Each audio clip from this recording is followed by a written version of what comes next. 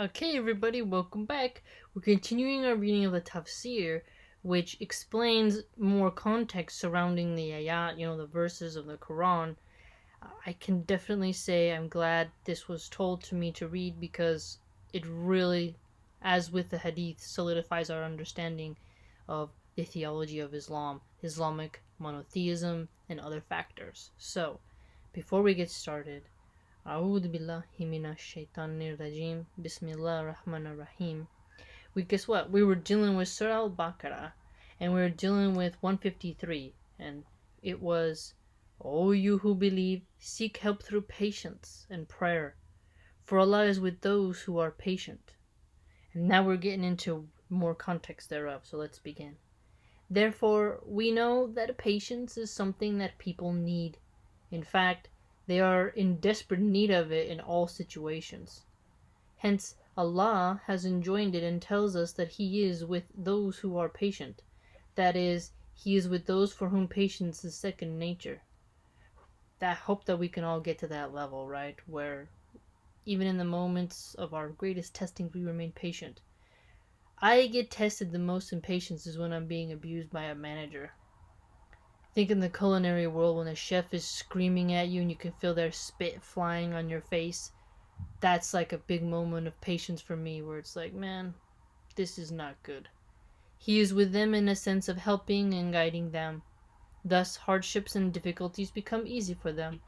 They become able to cope with any serious matter, and nothing is difficult for them.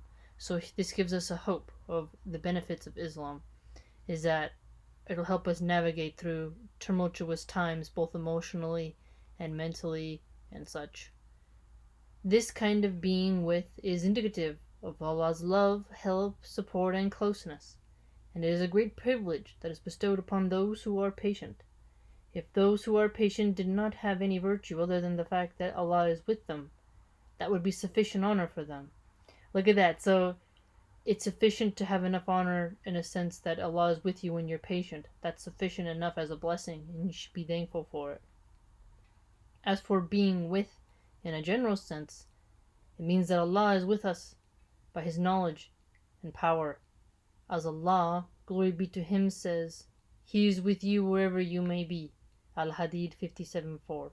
So we keep that in mind when we're getting screamed at, when someone's being horrible. You think about what is permissible within the bounds, and if what you crave to do is beyond that, you need to bear patience. And the emotions and thoughts that run through your head, try to use God's wisdom in order to get you out of it, right?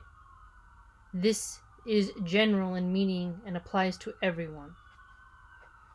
Allah enjoins seeking help through prayer because prayer is the foundation of the faith and the light of the believers. So do your salah.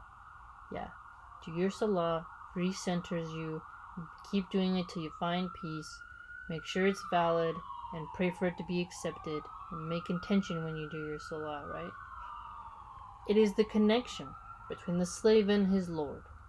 If a person's prayer is complete, including every obligatory and sunnah action, and it is done with the presence of mind, that is its essence. So the presence of mind, the essence of prayer. Clearing out your mind, really focusing on your Maker. When the individual begins to pray, feeling that he is indeed standing before his Lord, standing like a well-disciplined slave. I've been working on that. I kind of wiggle a lot. Like I'll start swaying, or I'll go forward like that, and I like hold still, and then I have to come back. I have to work on it, focusing on everything that he says and does, fully immersed in conversing with his Lord and calling upon him. Then this prayer is most certainly one of the greatest helps in all of one's affairs. Prayer restrains one from shameful and evil acts. This is interesting because, I think about the ghusl. If I do this, I have to do ghusl. I don't want to do that. I want to go to bed. You do ablution before bed. And you want to be clean, then wake up for Fajr, right? So it's like better to go to bed than to stay up too late and entertain stupid thoughts. Because this focus in prayer will lead him to comply with the commands of his Lord and heed his prohibitions. So watch out, right? Like, I wouldn't do anything in the night. Please don't let me be tempted to do anything in the night. But that would sway me from missing Fajr, right? Just like, I really focus on it. This is the prayer through which Allah has enjoined us to seek help in all our affairs. So no matter what we're doing, we gotta seek out Allah to help us. Okay, now we're in the next one. 154. Very exciting. Do not say of those who are slain in the way of Allah, they are dead. Nay, they are alive, although you do not perceive it. That sounds like okay, nothing sounds like the Quran, I know, but when the saying, what is dead may never die, and here it's like, it's not dead. Just because your eyeballs can't see it doesn't mean it isn't there. When Allah issued the command to seek help through patience in all affairs, He gave an example of a matter in which one may seek help through patience, namely the struggle for His sake. It is the best of physical acts of obedience and the most difficult for people, because in and of itself it's tough, and because it may lead to the death and loss of life. For people usually are attached to this world, so they want to live and attain the means of survival. Detachment has been something that's really helped me. Oh, my throat is dry. Sorry, fam. I just finished the Maghrib prayer, and I want to stay in a state of wudu for Isha, which is in 25 minutes. So I didn't want to have any honey, because I eat a lot of honey. So my throat is dry. But I definitely want to let go of all those attachments, and I'm getting there, totally getting there. I'm going so minimal. People may think I'm ornate, but I'm really not. I'm pretty simplistic. So all their activities are for the purpose of survival, and are aimed at warding off what is contrary to it. So our spiritual survival, we need to ward off things that are not for our spiritual survival, and for any other thing that would take us away from that, we need to watch out for it, and don't become so obsessed with this world.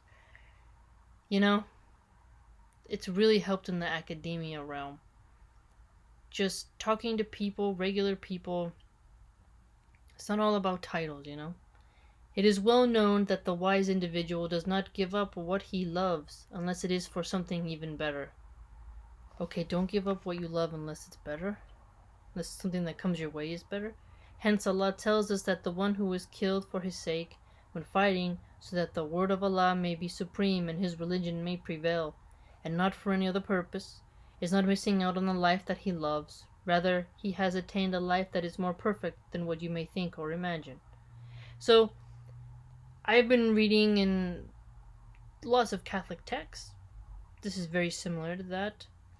And interestingly, even with systems of government, you'll notice that a lot of political theorists, even if they're atheistic leaning, the whole making sure that you'll do whatever it takes to uphold virtue or the standard is something that almost every single civilization has valued, right? That's why people say, support our troops, or pledge your allegiance to the flag.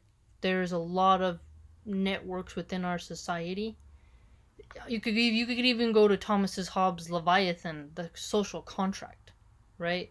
So many different groups of people have all spoken about the necessity of fighting for the cause in which you pledge yourself to. So when people pearl clutch about Islam's tendencies, I know they're not very genuine, or they're just unread, or purposely neglecting so many papers of history throughout civilization. So I don't see it as anything out of the norm when I read this. Do you know what I'm saying? The martyrs are alive with their Lord, receiving provision, rejoicing in what Allah has bestowed on them out of His bounty, sharing glad tidings that for those who have yet to join them, of those whom they left behind, they will have no fear, nor will they grieve, rejoicing in the favors and bounties of Allah, and of the awareness that Allah will not cause the reward of believers to be lost. Al-Imran 3, 169, 171. Yeah, our nothing will be lost because everything is accounted for in a record that will be presented to us. So, clear, accurate record with swift accounting we know it won't be lost.